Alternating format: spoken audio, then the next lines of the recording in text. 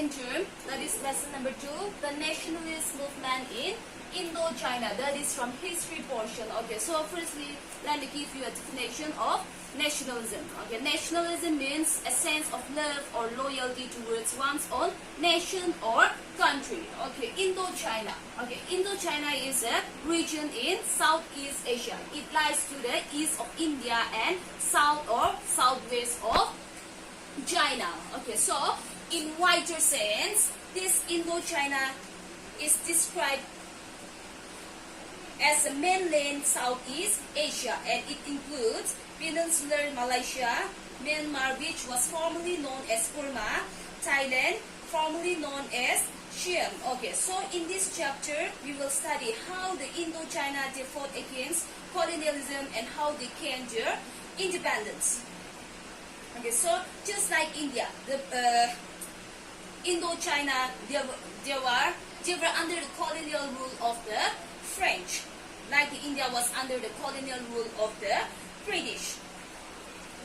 Okay, so see, coming to the point, French colonial domination of Indochina. Okay, so French interest in Indochina began in the early 17th century. In the early 17th century, when the French priests arrived as a part of Portuguese Jesuit missions. Okay, so here Jesuit means is a member of the Roman Catholic Society of Jesus. So their interest started in the early 17th century, and the major French intervention came in the mid-19th century, and the French landed in Indochina in 1858. When did the French landed in Indochina? 1858.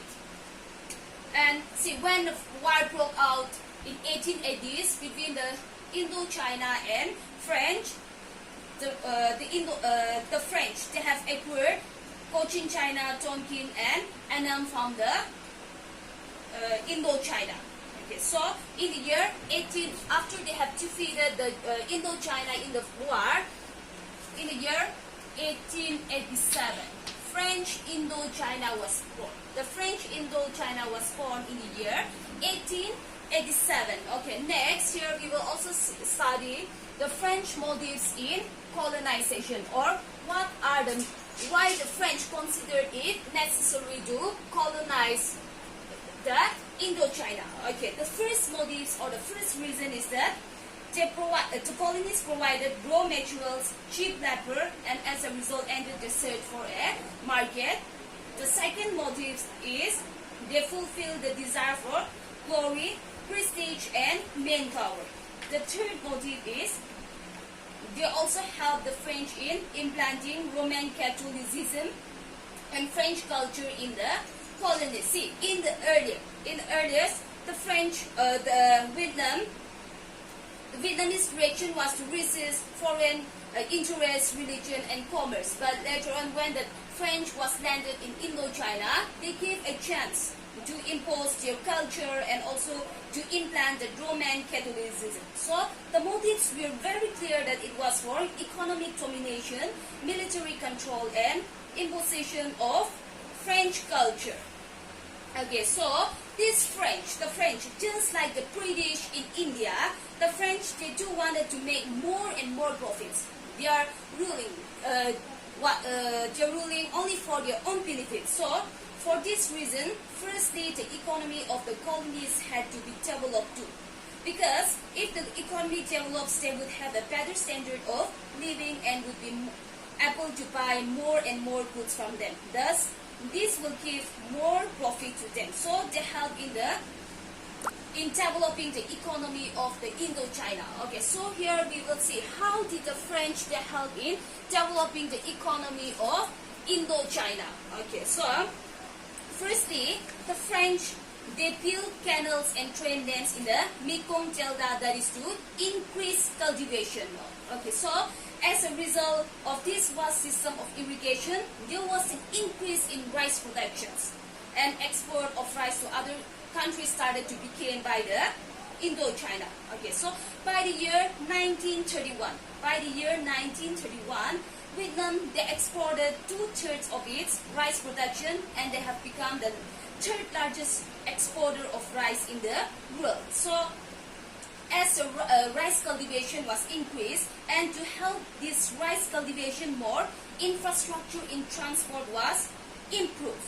So how was this infrastructure improved? Okay, so see, rail networks was built.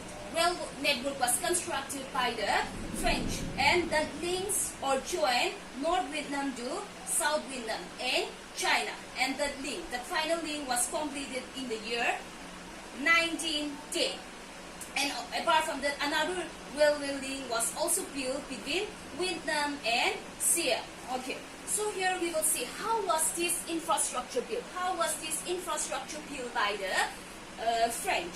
Okay, so this infrastructure was built by the forced labor of local workers. So who are the forced laborers? Then forced laborers are those workers who are working against their will. And apart from the forced labor, indentured Vietnamese labor was also widely used. So indentured labor, that was the system which was introduced after slavery was abolished.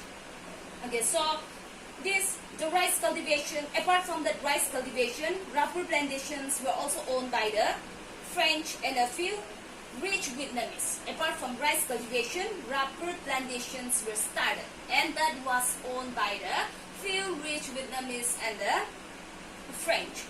And rail and port services were also set up in order to help the economy, but those help only the colonial rulers, whereas the Indochina, they did not get any benefits from it. Why? Because see, the French colonial rule, it was very much similar with that of the British rule in India. Everything they are doing, the infrastructure that they build, or the increasing the rice cultivations, and also building up all the canals and all, it only benefits them. That is the French. Why? Because they does all this thing only do for their own benefits, not for the benefits of the Indochina. Okay, next, that is the colonial education. That we will do in the next video class. Okay, thank you.